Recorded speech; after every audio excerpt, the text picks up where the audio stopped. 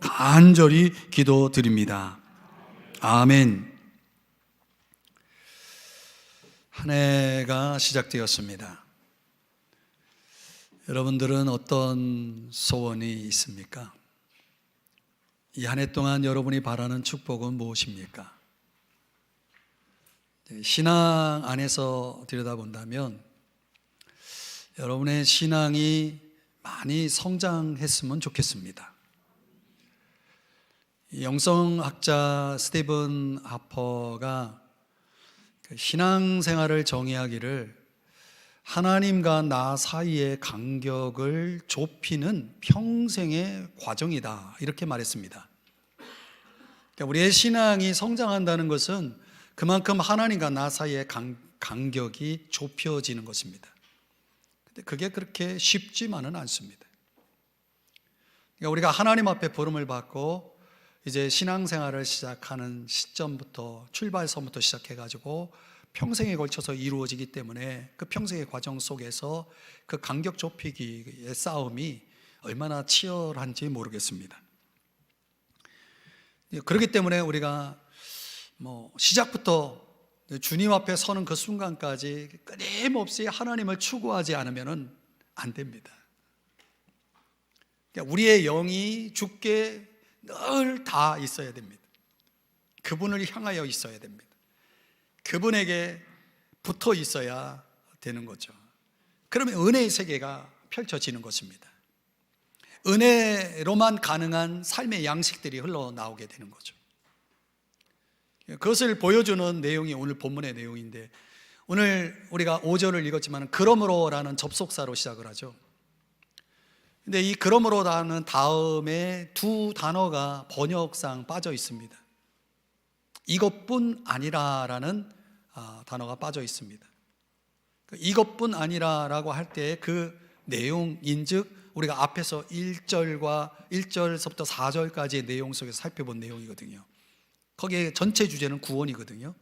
그러니까 우리가 구원을 받았다는 거 이외에 뭔가 더 있다라고 하는 얘기를 하고 있는 겁니다. 그러니까 우리가 구원받았다, 즉 하나님의 자녀가 되었다는 것이 그것만으로는 충분하지 않다는 거죠. 우리의 신앙은 우리가 하나님의 자녀가 되었다라고 하는 그 순간부터 거기에 더하여 무엇이 있어야 된다는 거예요. 그 무엇이 무엇이겠습니까? 성장입니다. 그 성장은 그냥 자연스럽게 이루어지는 것은 결코 아닙니다. 성장이 있기 위해서 저와 여러분의 영이 주께 다 있어야 되는 것입니다. 그러면 성장합니다. 성장할 때 나타나는 세 가지 증거가 있습니다. 오늘 본문이 보여주는 교훈이 바로 그것입니다.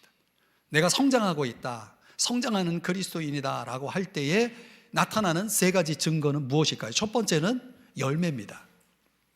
여러분, 말씀드린 대로 성장이라는 것은 그냥 내가 교회 다니면 자연스럽게 이루어지는 것이 결코 아닙니다. 빌립보서 2장 12절 13절의 말씀에 보면 이렇게 되어 있습니다. Work out, 너희 구원을 이루라. 이거는 누구의 몫이냐면 나의 몫입니다.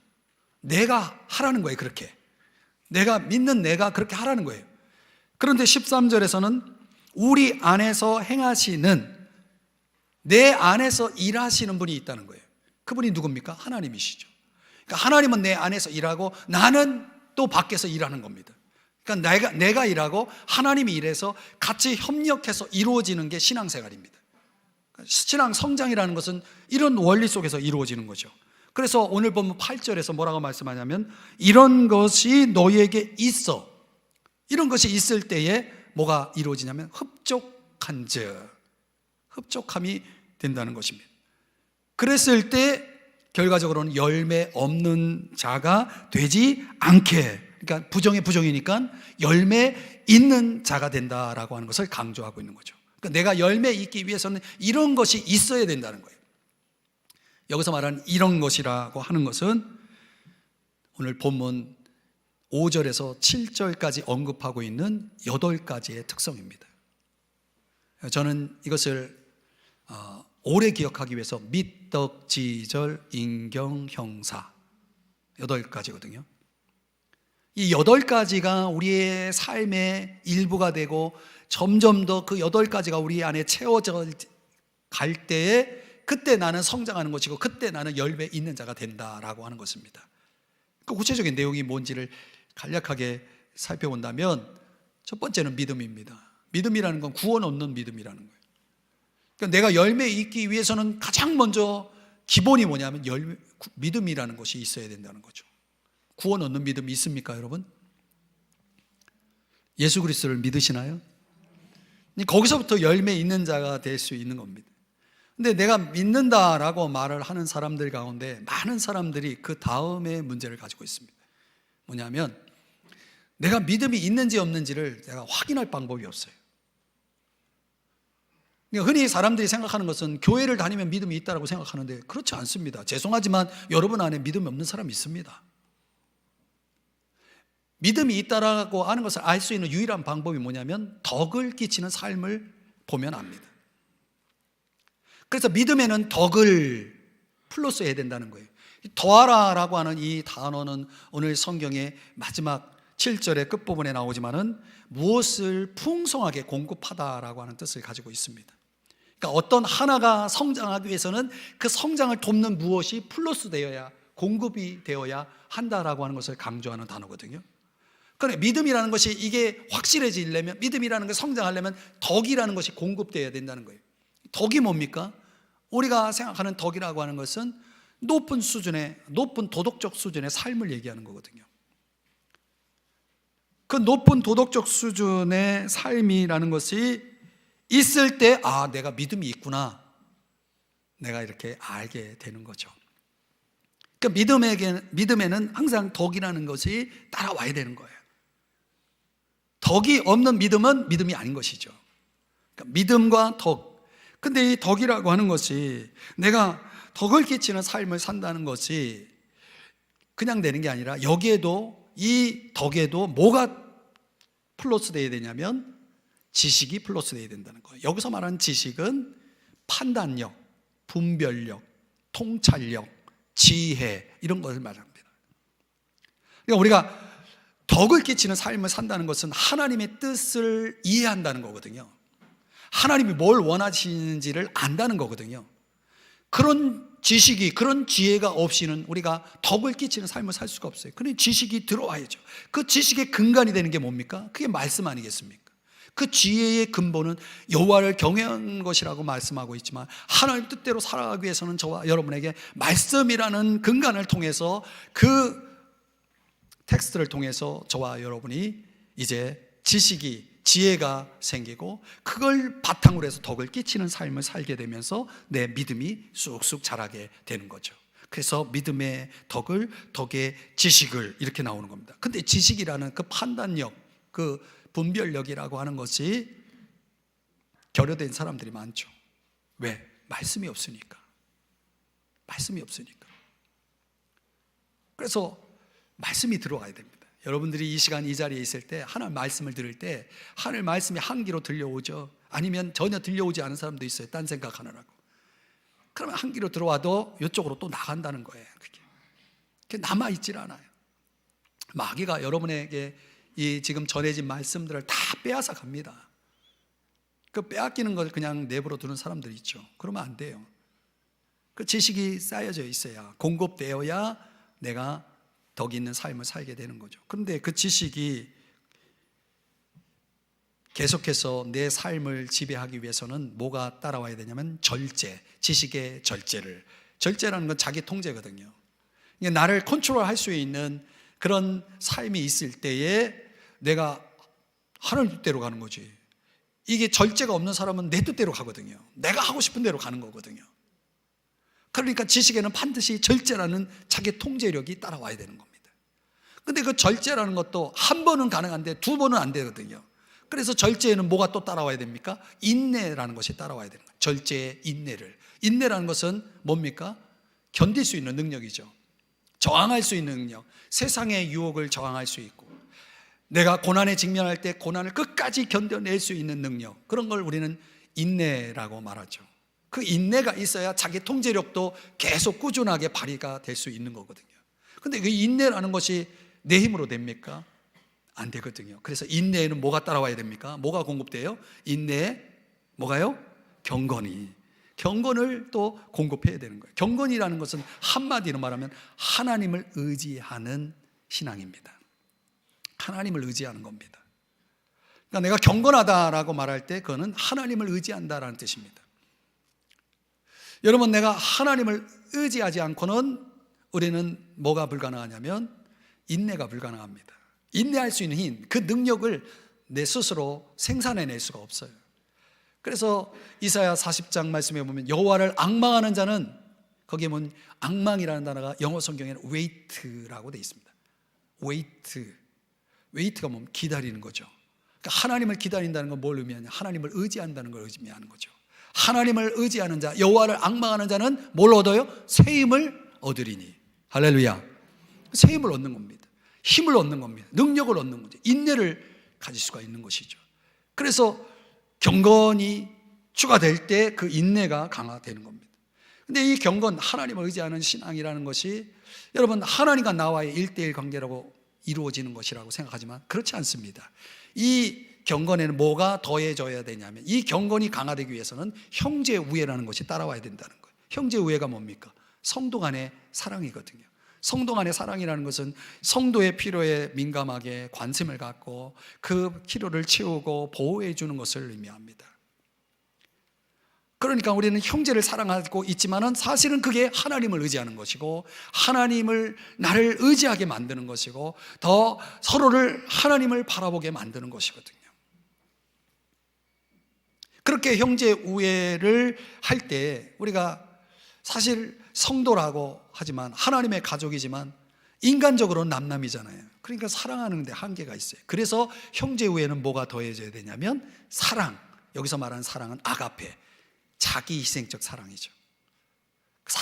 다른 사람을 인정하고 또 다른 사람들을 위해서 헌신할 수 있는, 기꺼이 조건 없이 헌신할 수 있는 그런 헌신과 충성을 내포하는, 이것이 사랑 아가페가 더하여질 때, 공급이 되어질 때, 그때 이 미떡지절 인격 형사라고 하는 8가지의 특성들이 내 삶의 일부로 흡수되고 되어 나올 때 나는 뭐가 되는 거냐면 열매 맺는 자가 되는 것입니다.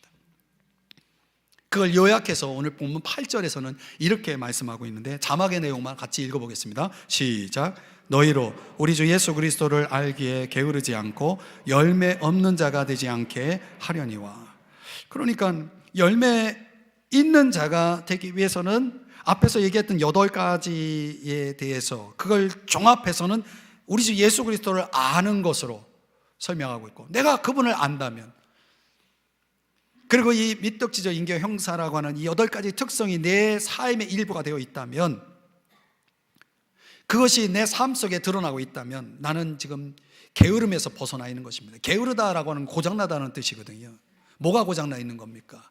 그 미떡지절 인격 형사라고 하는 이런 성품이 고장나 있는 것입니다. 그것이 나타나질 않는 거예요.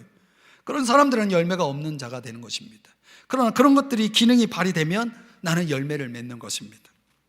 예수님이 이렇게 말씀하셨어요. 마태복음 12장 말씀해 보면 한번 같이 읽어볼까요? 시작. 나무도 좋고 열매도 좋다 하든지 나무도 좋지 않고 열매도 좋지 않다 하든지 하라. 그 열매로 나무를 아느니라. 진리죠. 영적 분별의 열쇠입니다. 여러분, 그 나무를 아는 방법은 뭡니까? 열매를 보면 아는 겁니다. 열매가 그 나무를 보여주는 것입니다. 나무의 정체를 드러내는 것이죠.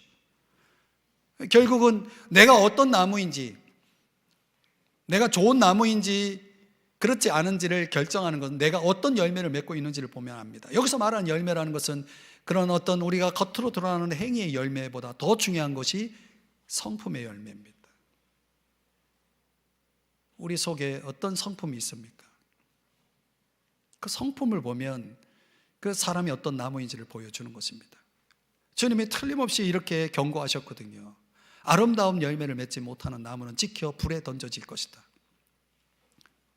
가시나무, 엉겅퀴 같은 것들은 불에 던져지는 것이고, 아름다운 열매를 맺는 것은 천국 곳간에 들어갈 것을 말씀하셨거든요.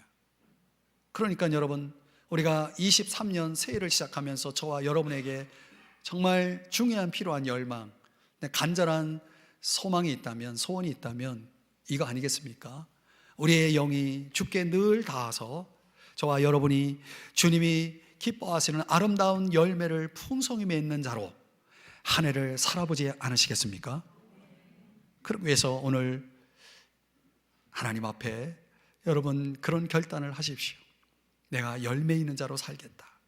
그 열매 있는 자 되기 위해서 미떡지절 인격 형사 8가지의 속성들이 계속해서 서플라이 되도록, 공급되어질 수 있도록 여러분들이 뭐 해야 됩니까? 힘써야 되는 거예요. 그래서 오늘 성경에 뭐라고 말했습니까? 힘써서 그렇게 하라고 말하고 있어요. 힘써서 더 하라. 이건 내 노력을 얘기하는 거예요. 여러분 노력하지 않고는 신앙이라는 건 자연스럽게 이루어지는 것은 없는 겁니다. 열매 맺는, 열매 있는 자로 한 해를 풍성히 살아가시기를 주의 이름 축복합니다. 두 번째는 성장하고 있는 증거로서 나타나는 것이 비전입니다. 비전. 여러분 성경은 구원받지 못한 사람들이 어둠 가운데 있다라고 말하고 있습니다. 어둠 가운데 있으면 보이는 게 있습니까? 없습니까? 없죠. 그럼 왜 어둠 가운데 있는지를 고린도후서 4장 3절 4절에서 말씀하시기를 이 마귀가, 이 세상 신은 마귀를 가리키는데 마귀가 그 믿지 않는 자들의 마음을 혼미하게 했다. 혼미하게 한다는 건 문자적으로는 어둡게 했다는 것입니다. 그러니까 보이질 않는 거예요. 반면에 다시 영적으로 거듭난 사람들, 태어난 사람들, 영적으로 거듭난 사람들은 빛 가운데 있기 때문에 모든 걸 볼 수 있는 거예요. 그래서 요한복음 3장 3절에 보면은 거듭나지 아니하면 하나님 나라를 볼 수 없다라고 했지만 거듭나면 하나님 나라를 보게 되는 것입니다. 하나님 나라를 볼 수 있는 눈, 이게 영적인 안목, 오늘 용어로 따지면 비전이라는 것이 주어지는 것이에요.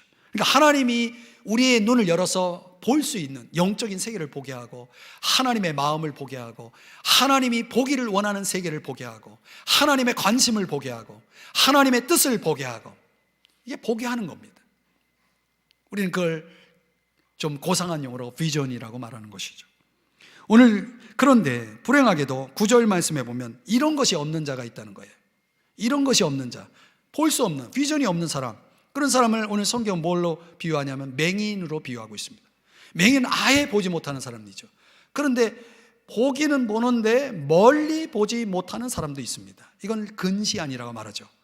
그러니까 맹인과 근시안은 차이가 있습니다. 아예 보지 못하는 사람과, 그리고 조금은 보지만 가까이 있는 것만 보는 사람, 그냥 눈앞에 있는 것만 보는 사람.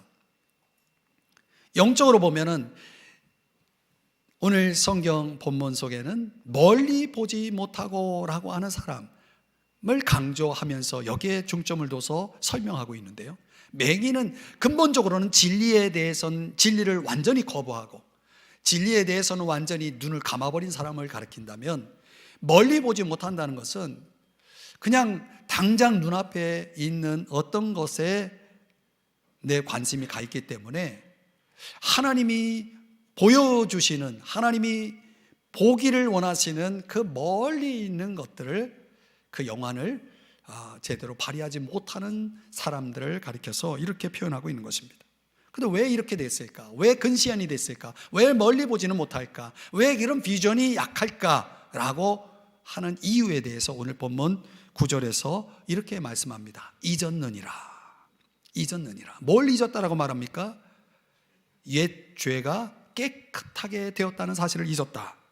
이 옛 죄가 깨끗하게 된 시점이 언제입니까? 그게 세례 받을 때거든요. 여러분 세례 받으셨습니까? 올해 세례 받으실 분들 있죠? 잘 기억하세요.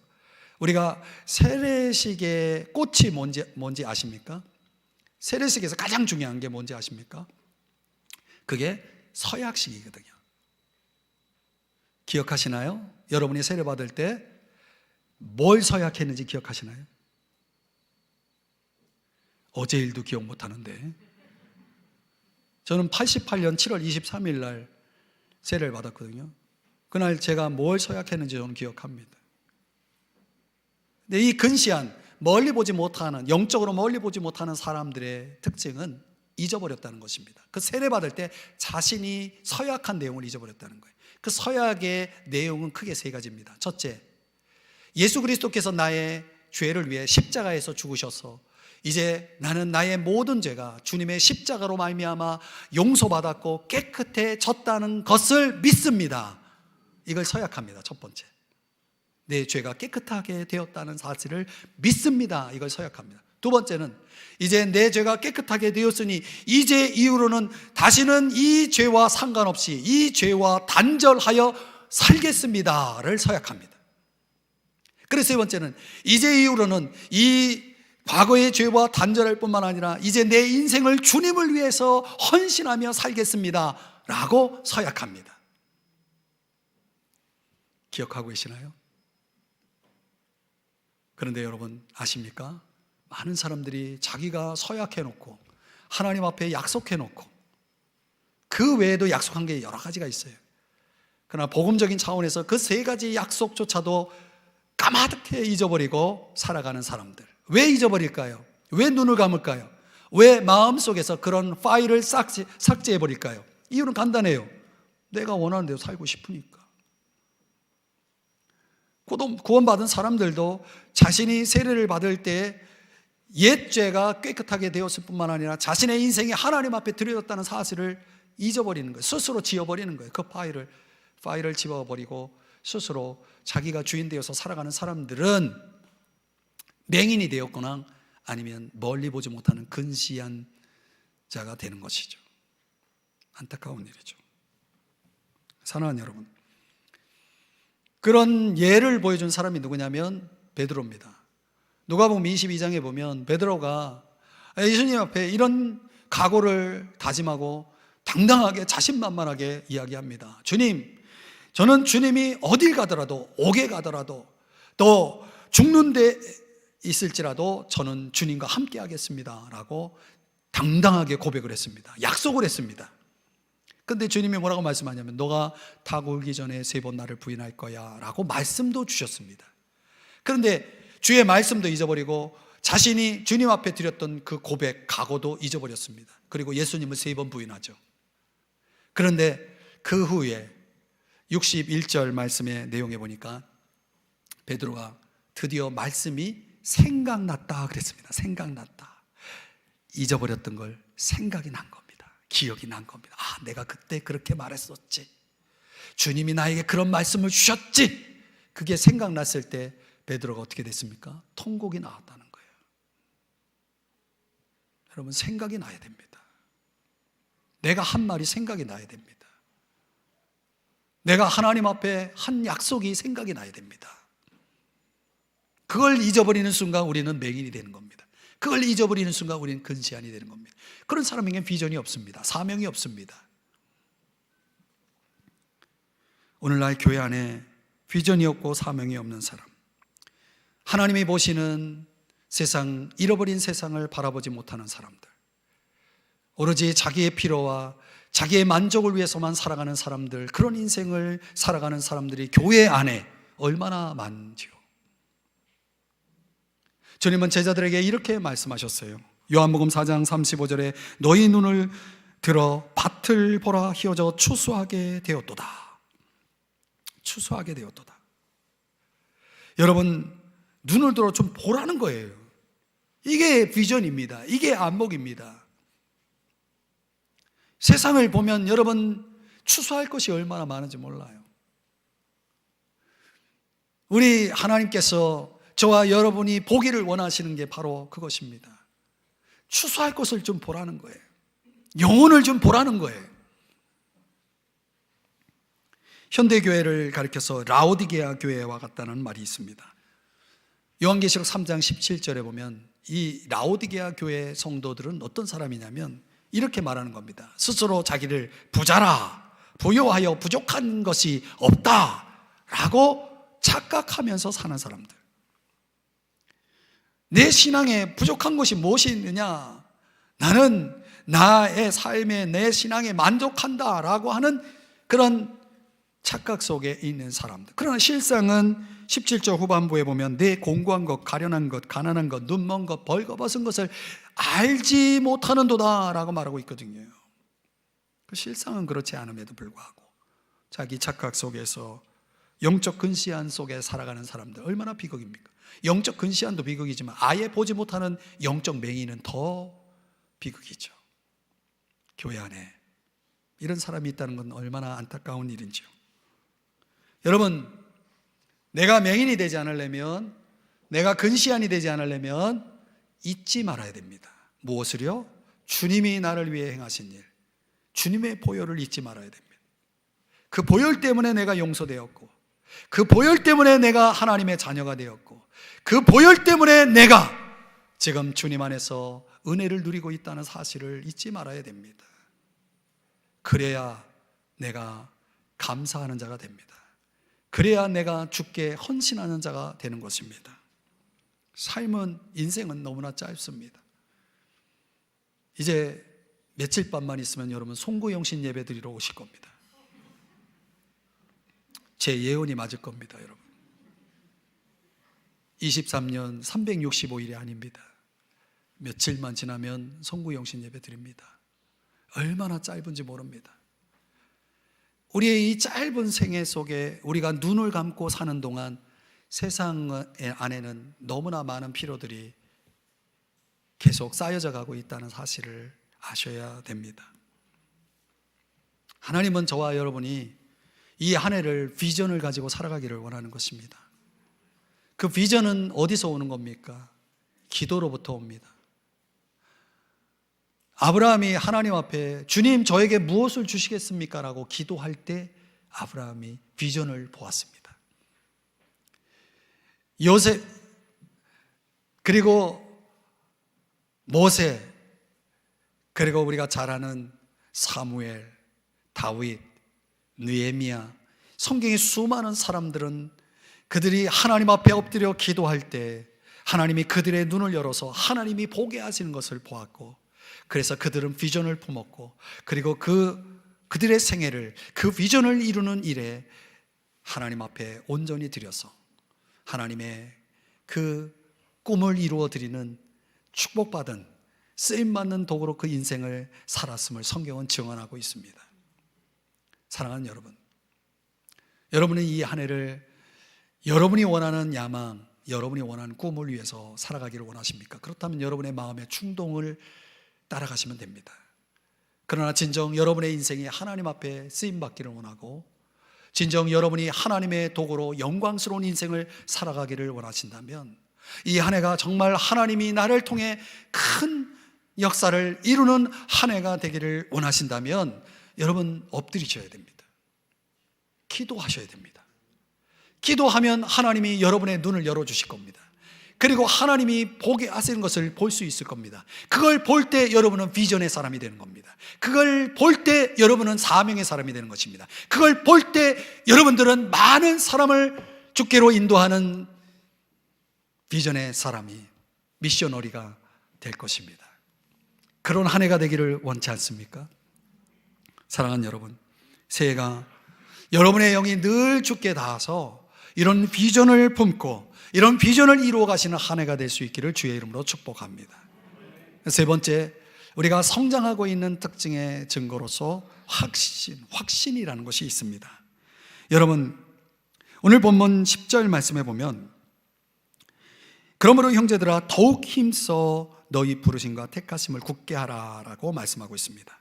이 부르심이라고 하는 것은 하나님이 나를 부르셨다, 나를 택하셨다라고 하는 것은 우리가 어떻게 주어지는 것이냐면, 데살로니가후서 2장 13절 14절의 말씀에 보면 이렇게 말합니다. 진리를 믿음으로 구원을 받게 하심이니 이를 위하여 우리가 우리의 복음으로 너희를 부르사 그랬어요. 여러분, 우리가 복음을 들을 때 하나님이 나를 부르시는구나 아는 겁니다.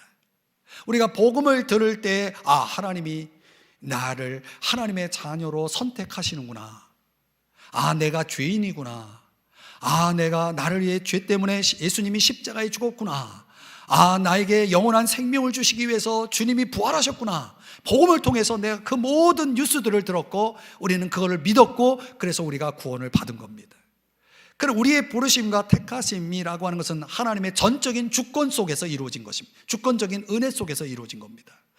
그러나 여러분이 절대로 잊지 말아야 될 것은, 그 부르심과 택하심이라는 것은 목적이 있다는 거예요. 왜 부르셨냐는 거예요. 왜 여러분을 택하셨냐는 거예요. 그것은 여러분을 부르시고 여러분을 택하신 그분의 영광을 위해서 살라라고 부르신 거예요. 택하신 거예요. 그걸 뭐 하라고? 어떻게 하라고요? 굳게 하라는 것. 굳게 하라는 것은 확실하게 하라는 거예요. 여러분, 하나님이 나를 부르셨고 하나님이 나를 선택하셨다는 것을 내가 알 수 있는 유일한 방법은 확실히 하는 겁니다. 어떻게 해요? 삶을 통해서. 내 삶으로 그걸 증명해 보이는 거예요.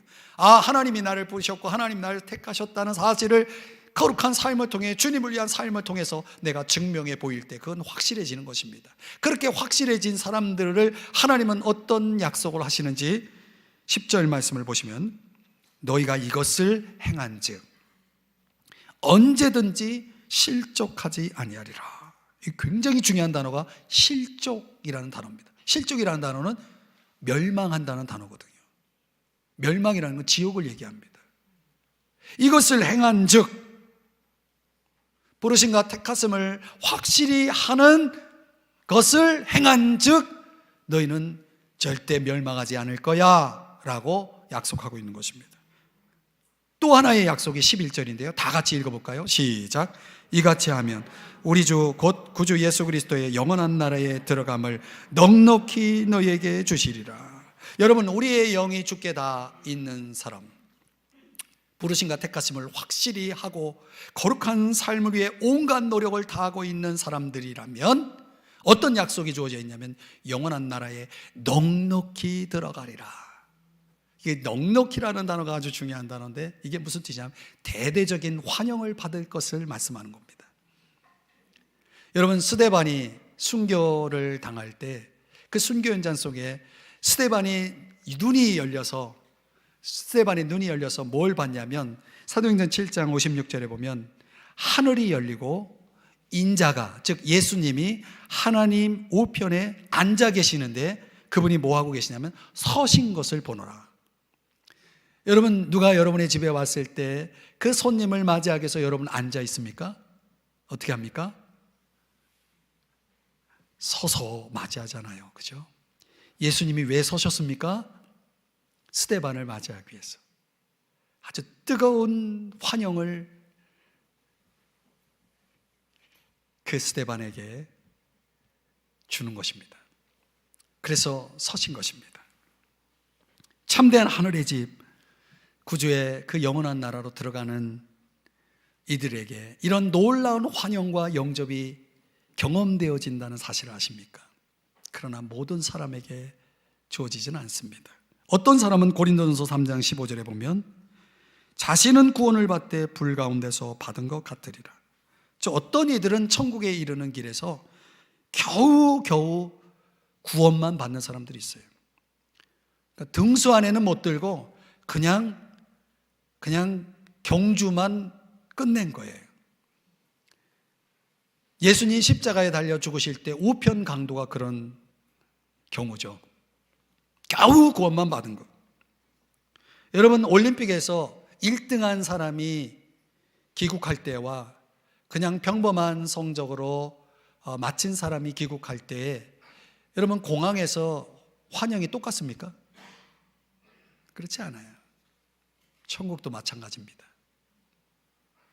그 주님의 놀라운 환영, 그 뜨거운 영접이 어떤 사람에게 주어지냐면 이것을 이같이 하는 사람들에게 주어진다는 거예요. 사랑하는 여러분, 저 하늘나라에 우리가 언젠가 가지 않겠습니까? 그럴 때 그 풍성한 그 열렬한 환영이 준비되어 있는 사람들이 오늘 저와 여러분 가운데 있겠죠. 이왕이면 우리 모두가 그런 사람이 되면 좋겠습니다. 그런 인생을 살았으면 좋겠습니다. 그러기 위해서는 오늘 본문에서 막 강조하는 것처럼 더욱 힘써야 됩니다. 그냥 가만히 있는데 그런 환영을 받을 수는 없는 것입니다. 내가 힘써 노력을 해야 되는 거예요. 그건 언젠가 하나님과 영원토록 살게 될 그 시점에 역사적 절정이 다가오고 있다는 사실은 분명합니다. 그런데 시간이 거의 다 왔어요.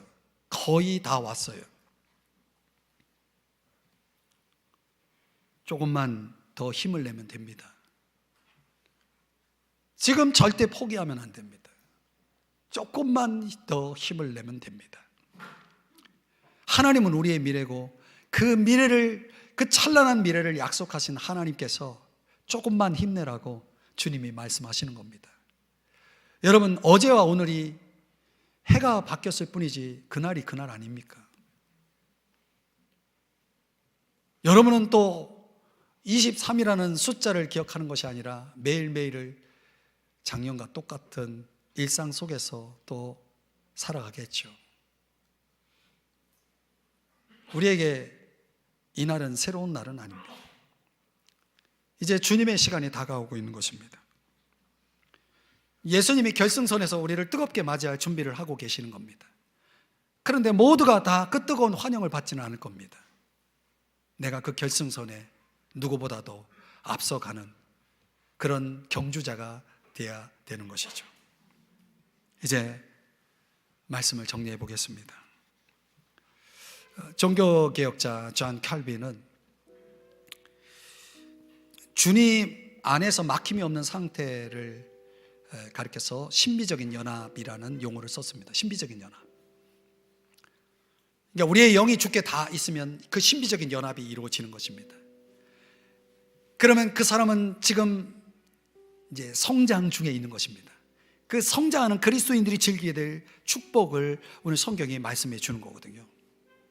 틀림없이 그들에게는 이 열매라는 축복이 주어져 있을 것이고, 하나님이 볼 수 있는 눈, 하나님이 보여주시는 걸 볼 수 있는 비전이, 영적인 눈이 지금 그들에게 있을 것이고, 그 영적인 눈을 통해서 하나님 보여주시는 그 많은 추수할 것들을 하나님 앞에 거두어 드리는, 그래서 영원토록 별과 같이 빛나는 스타가, 하늘의 스타가 될 준비를 하고 있을 것이고, 그리고 넉넉히 저 천국에 들어갈 수 있을 만큼의 분명한 확신을 가지고 이 땅에서 나의 부르심과 택하심을 굳게 하면서 주의 영광을 위하여 거룩한 삶을 위해 모든 노력을 기울이고 있을 때에 마침내 우리는 결승선에 도착할 것이고, 주님의 열렬한 환영 속에서 영원한 나라에 넉넉히 들어가게 될 것을 오늘 성경이 약속하고 있지 않습니까? 사랑하는 여러분, 여러분이 그 주인공이 되고 싶지 않습니까? 어쩌면 이 한 해가 우리에게 주어진 마지막 기회가 될 수도 있지 않겠습니까? 사랑하는 여러분, 23년 한 해가 저와 여러분의 영이 주께 항상 닿아 있고 연결되어서 오늘 열매와 비전과 확신으로 가득 찬 벅찬 멋진 한 해를 누리시기를 주의 이름으로 축복합니다. 축복합니다. 기도하겠습니다. 사랑하시는 주님, 오늘 이 말씀 앞에 머리 숙여 기도합니다.